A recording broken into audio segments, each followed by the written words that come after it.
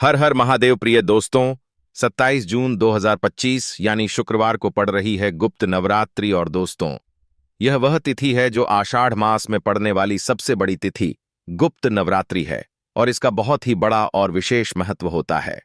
पूज्य गुरुजी ने कहा है कि अगर कभी भी मौका लग जाए तो आप लोगों को पीपल के पत्ते पर राम लिखकर बहुत छोटा सा उपाय करना है।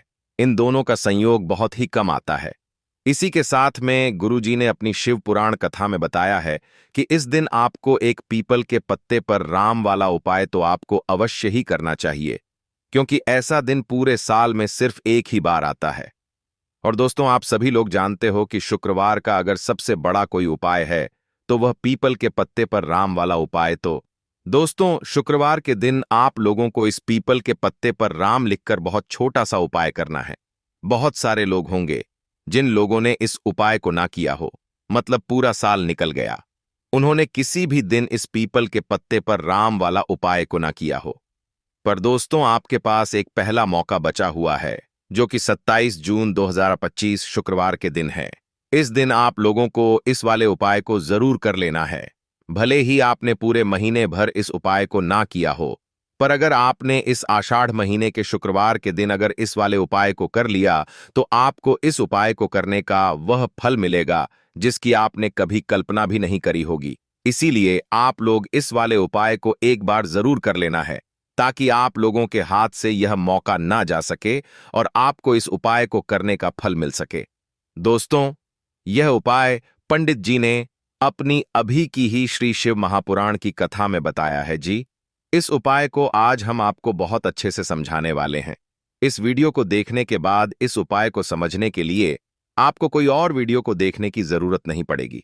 तो चलिए दोस्तों, उपाय को शुरू करते हैं। देखिए, इस आषाढ़ महीने के शुक्रवार के दिन यह इतना खास होता है, इतना महत्वपूर्ण होता है। देखा गया है कभी कभी बड़े बड़े पूजा पाठ अनुष्ठान से जो मनोकामना पूर्ण नहीं होते, वह आषाढ़ महीने की शुक्रवार के दिन एक छोटे से उपाय करने से ही आपकी मनोकामना पूर्ण हो जाती है। और बहुत सारे लोगों ने इस उपाय को किया भी है और उनको इस उपाय को करने का फल भी जरूर मिला है। अगर आप लोग भी इस उपाय को करना चाहते हैं तो आप इस उपाय को पहले अच्छे से समझ लेना, सुन लेना, उसके बाद करना। आपको इस उपाय का फल जरूर मिलेगा। और इस उपाय को कर लेने से आपके घर में चाहे किसी भी प्रकार की दुख और समस्या क्यों क्यों ना चल रही हो, आपको उसका कारण भी नहीं पता है कि भाई यह समस्या किस कारण से चल रही है। उसका कुछ भी कारण हो सकता है, जैसे पितृदोष हो सकता है या किसी भी तरह का मंगल दोष भी हो सकता है। तो इस दिन आप लोगों को यह वाला उपाय कर लेना है। यह एक ऐसा उपाय है जिस उपाय को अगर किसी विशेष दिन पर किया जाए तो भाई उस विशेष दिन का जो है वह तो हमें मिलता ही मिलता है। पर हमने उस दिन पर इस उपाय को किया है तो हमें उससे भी बड़ा फल मिलता है। और फल बहुत जल्दी मिलता है, क्योंकि आप इस उपाय को बहुत ही बड़े और विशेष दिन पर कर रहे हो। तो चलिए, अब उपाय के बारे में बात करते हैं। लेकिन उससे पहले आप लोगों को यह जानना आवश्यक है कि आखिर यह उपाय किस समय करना है, किसको करना है और कैसे करना है। तो चलिए, हम आगे आपको वीडियो में एक एक करके बता देते हैं। लेकिन उससे पहले, अगर आप लोग हमारे चैनल पर पहली बार आए हैं या फिर मेरी आवाज आज पहली बार सुन रहे हैं, तो हमारे चैनल वास्तु के उपाय को सब्सक्राइब जरूर कर लेना और इस वीडियो को लाइक करके कमेंट बॉक्स में श्री शिवाय नमस्तुभयम, ओम नमः शिवाय जरूर टाइप कर देना। तो दोस्तों, इस पीपल के पत्ते पर राम वाला उपाय को हमें इस शुक्रवार के दिन कैसे करना है, किसको करना है, किस समय करना है और कहां पर करना है, यह सारे सवालों के जवाब आपको इस वीडियो में मिल जाएंगे। और जो यह वीडियो देखेगा भाई, उसको पीपल के पत्ते पर राम वाला उपाय जरूर करना चाहिए, क्योंकि इस दिन पीपल के पत्ते का भी बहुत ही बड़ा और विशेष महत्व होता है। आ जाए पीपल के पत्ते पर राम वाला उपाय की, तो यह सोने पर सुहागा वाली बात हो जाती है और यह एक बहुत ही बड़ा उपाय हो जाता है इस शुक्रवार का।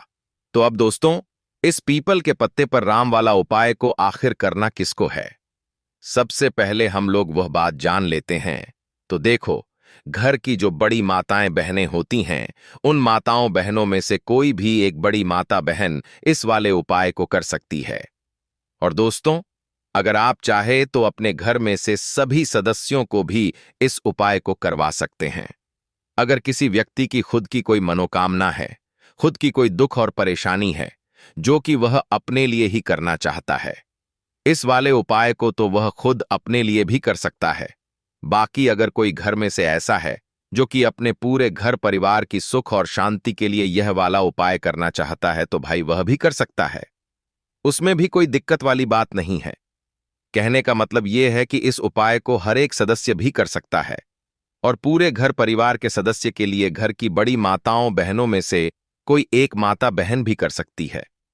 माताएं बहनें अगर घर में उपस्थित ना हो या वह यह वाला उपाय ना कर पा रही हो, तो फिर घर का कोई बड़ा सदस्य भी इस पीपल के पत्ते पर राम वाला उपाय को कर सकता है, चाहे फिर वह पुरुष ही क्यों ना हो। उसमें कोई भी दिक्कत वाली बात नहीं है। उसके बाद में दोस्तों, जो अगला प्रश्न निकल कर आता है वह यह आता है इस उपाय को लेकर कि आखिर इस उपाय को हमें किस समय करना है, सुबह के समय करना है कि शाम के समय करना है। तो देखो, इस वाले उपाय को आप लोग सुबह के समय भी कर सकते हो और शाम के समय प्रदोष काल में भी कर सकते हो।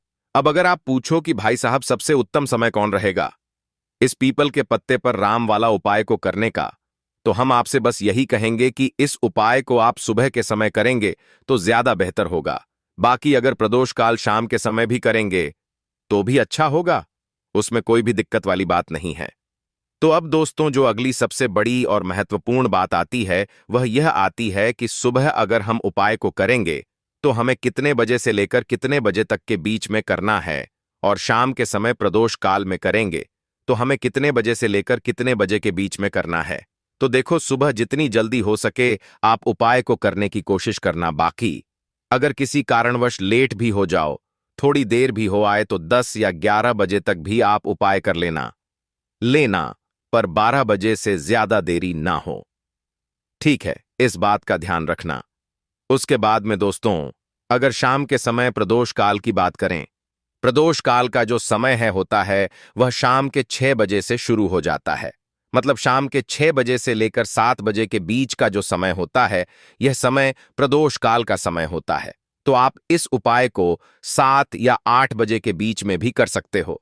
मतलब शाम के 6 बजे से रात 8 बजे के बीच में आप कभी भी इस वाले उपाय को कर सकते हो।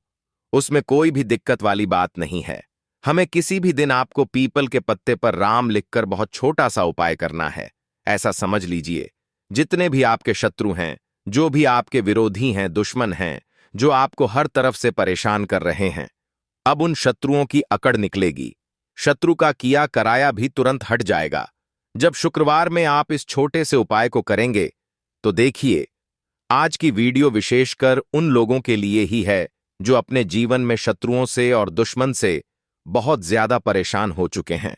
देखिए, जगत जननी मां जगदंबा का हम शुक्रवार में पूजन करते हैं और उनसे जुड़े हुए उपाय करते हैं। साथ ही साथ आपको बता दें कि शुक्रवार में संकट मोचन हनुमान जी का पूजन करने से और उनसे जुड़े हुए कुछ उपाय करने से जीवन के बड़े से बड़े कष्ट भी क्षण भर में दूर हो जाते हैं। तब बहुत कम समय में आपके शत्रु और आपके विरोधी आपके जीवन से दूर हो जाएंगे। आपके दुश्मन लाख कोशिश करने के बाद भी आपका बाल भी बांका नहीं कर पाएंगे, अगर आप शुक्रवार में इस छोटे से उपाय को कर लेते हैं। अब देखिए, आज का जो समय है यह कलयुग का समय है और कलयुग के एकमात्र देवता जो अपने भक्तों के जीवन से सारे कष्टों को दूर कर देते हैं, वह स्वयं है संकट मोचन हनुमान जी। और संकट मोचन हनुमान जी का पूजन अगर आप शुक्रवार में करते हैं और उनसे जुड़ा हुआ यह छोटा सा उपाय अगर आप शुक्रवार में किसी भी दिन कर लेते हैं, तो ऐसा समझ लीजिए, आपके जो शत्रु हैं, आपके जो विरोधी, आपके जो दुश्मन हैं, यह किसी भी तरह से आपको परेशान करने का प्रयास कर लें, आपका बाल भी बांका नहीं कर पाएंगे। दूसरी चीज, अगर आपके शत्रु ने आपके ऊपर कोई भी तंत्र मंत्र करवा रखा है, कोई भी जादू टोना, कोई भी ब्लैक मैजिक आपके ऊपर करवा दिया है या करवाने का प्रयास कर रहे हैं, ऐसा समझ लीजिए वह किया कराया आप तक पहुंचेगा ही नहीं। और अगर आप तक पहुंच गया है, कोई भी ब्लैक मैजिक तुरंत हट जाएगा जब आप इस छोटे से उपाय को शुक्रवार में करेंगे। देखिए, उपाय छोटा है, लेकिन बहुत महादिव्य चमत्कारी है। मतलब उपाय को करने में ना तो आपका ज्यादा समय जाएगा, ना ही इसमें आपके ज्यादा पैसे लगने वाले हैं। और ऐसा समझ लीजिए कि एक बार ही अगर आपने इस उपाय को शुक्रवार में कर लिया तो इसका महादिव्य चमत्कार आप खुद देख लेंगे। तो शुक्रवार के जो 9 दिन होते हैं यह बहुत ही सिद्ध दिन होते हैं। मतलब शुक्रवार के दिनों में 9 माता रानी हमारे घरों में आती हैं, अपने भक्तों के जीवन से कष्टों को दूर करती हैं। साथ ही साथ आपको बता दें कि शुक्रवार के टाइम पर जब भी आप संकट मोचन हनुमान जी के उपाय करते हैं तो मां दुर्गा की आपको असीम और विशेष कृपा मिलती है। मां दुर्गा आपसे बहुत जल्दी प्रसन्न होती हैं और आपके सारे संकटों को वह दूर कर देती है। तो पीपल के पत्ते में और पीपल के पेड़ में होता है देवी देवताओं का वास। पीपल के पेड़ में श्री हरि विष्णु साक्षात मां लक्ष्मी वास करती हैं। पीपल के देव में हमारे पितरों का वास होता है। पीपल का जो पेड़ होता है इसका पूजन करने से शनिदेव की कृपा, उनका आशीर्वाद मिलता है। और पीपल का पत्ता जो है इसका उपाय शुक्रवार में करने से व्यक्ति के जीवन से बड़े संकट और कष्ट दूर हो जाते हैं, जिसमें कि शत्रु और आपके दुश्मन जो हैं यह पूरी तरह परास्त हो जाएंगे, चारों खाने चित हो जाएंगे और कभी भी आपका कुछ नहीं बिगाड़ पाएंगे। अगर यह उपाय आप करते हैं तो देखिए, यह उपाय स्त्रियां भी कर सकती हैं, पुरुष भी कर सकते हैं। किसी भी दिन आप इस उपाय को कर सकते हैं। ठीक है ना, इसमें दिन आपको नहीं देखना है कि किस दिन करें। जिस दिन आप चाहा उस दिन इस उपाय को आप कर सकते हैं। तो शुक्रवार के दिन आपको पीपल का पत्ता तोड़ना नहीं है, उससे एक दिन पहले ही तोड़कर आप पीपल का पत्ता ले आ, या गिरा हुआ जो पत्ता होता है पीपल का वह आप ले लें। ठीक है ना। बस इस चीज का आपको ध्यान रखना है कि शुक्रवार के दिन पीपल के पेड़ से कोई भी पत्ता हम नहीं तोड़ते हैं। इस चीज का आपको विशेष ध्यान रखना है। तो आपको लेना है पीपल का एक पत्ता और शुद्ध जल से उसे साफ कर लेंगे पहले, जिससे कि धूल मिट्टी अगर पीपल के पत्ते पर हो तो वह हट जाए। फिर गंगाजल का थोड़ा सा छिड़काव यानी थोड़ी सी छींटे आपको इस पीपल के पत्ते पर मारनी है और इस पीपल के पत्ते को फिर कपड़े से पोंछकर आपको साफ कर लेना है, बिल्कुल सुखा लेना है। अब आपको लेना है थोड़ा सा सिंदूर, जो केसरिया वाला सिंदूर आता है जो हम संकट मोचन हनुमान जी को चढ़ाते हैं, वह केसरिया सिंदूर आपको लेना है। थोड़ा सा जल डाल के इसे गीला कर लेंगे और इसी सिंदूर से इस पीपल के पत्ते पर आपको भगवान राम का नाम लिखना है। अब किससे लिखेंगे? माचिस की तीली ले सकते हैं, उससे लिख सकते हैं। किसी भी तरह से आपको भगवान राम का नाम इस पीपल के पत्ते पर लिखना है। लिख लिया। एक आपको चमेली के तेल का या सरसों के तेल का दीपक तैयार करना है और एक कोई भी आपको लेनी है। मिठाई में यहां पर आप बूंदी का प्रसाद ले सकते हैं, बेसन का लड्डू ले सकते हैं और अगर आप इमरती ले लेते हैं तो यह और भी उत्तम है।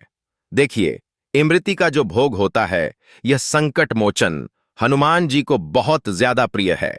अब यह सारी चीजें लेकर आपको जाना है संकट मोचन हनुमान जी के मंदिर में। तो देखिए, सबसे पहले आपको संकट मोचन हनुमान जी के सामने यह दीप प्रज्वलित करना है जो आप लेकर के गए हैं। चाहे आपने चमेली के तेल का दीपक तैयार करा है या सरसों के तेल का, सबसे पहले दीपक आप जला देंगे और दीप जलाने के बाद आपको जो पीपल का पत्ता आप लेकर के गए थे वह पत्ता आपको संकट मोचन हनुमान जी को अर्पित करना है, वहां चढ़ाना है। और जो भी भोग में आप लेकर के गए हैं, चाहे आपने बेसन के लड्डू लिए, बूंदी का प्रसाद लिया या फिर इमरती, जो भी कुछ आपने लिया है उसका भोग लगाना है। और संकट मोचन हनुमान जी से आपको प्रार्थना करनी है कि हे जगत का कल्याण करने वाले संकट मोचन हनुमान जी, संकटों को हरने वाले मेरे जीवन से शत्रु और दुश्मनों को भी दूर कर दीजिए। शत्रु का किया कराया तंत्र मंत्र सब कुछ हट जाए, ऐसी कृपा मुझ पर कीजिए। इस तरह से आपको प्रार्थना करनी है। और एक साबात बे दे सबे आपो पापा के सपा दे मा अदि पापा सबमिति। टीश जय श्री राम, जय सीताराम, जय श्री राम, जय सीताराम, जय श्री राम, जय सीताराम। इस तरह से आपको जयकारा लगाना है क्योंकि भगवान राम का नाम संकट मोचन हनुमान जी को सबसे ज्यादा प्रिय है। तो जयकारा लगा देंगे। और देखिए, अगर एक बार हनुमान चालीसा पढ़ पाए तो आप एक बार हनुमान चालीसा ऐसा जरूर पढ़ें। ठीक है ना, ज्यादा बार नहीं तो एक बार जरूर पढ़ें। जयकारा तो आपको बिल्कुल से लगाना है और इस छोटे से उपाय को किसी भी दिन कर लीजिए, सुबह कर लीजिए, शाम को कर लीजिए और किसी भी दिन, जैसे शुक्रवार की तिथि जो होती है ना, यह बहुत बड़ी होती है, आप उस दिन भी इस उपाय को कर सकते हैं। जरूर से करें। शत्रुओं और दुश्मन, आपके जो विरोधी हैं, यह पूरी तरह चारों खाने चित हो जाएंगे और आपका बाल भी वहां का नहीं कर पाएंगे। तो देखिए, इस उपाय को आप 9 दिन भी कर सकते हैं, 2-3 बार भी कर सकते हैं। अगर आप ज्यादा बार नहीं कर पा रहे हैं तो एक बार आपको इस उपाय को जरूर से करना चाहिए। तो देखिए, इस उपाय को करने से जो आपके सामने से शत्रु हैं वह भी परास्त हो जाएंगे। जो पीठ पीछे वार करते हैं, पीठ पीछे तंत्र मंत्र करवाते हैं, वह शत्रु भी चारों खाने चित्त हो जाएंगे। बस छोटा सा उपाय है, जरूर करें। तो देखिए, अब बात कर लेते हैं अपने एक बहुत छोटे से उपाय की, जिसे शुक्रवार में करने से आपकी हर मनोकामना पूरी हो जाती है। यह उपाय आप अपने घर पर ही कर सकते हैं, कहीं जाने की आवश्यकता नहीं है।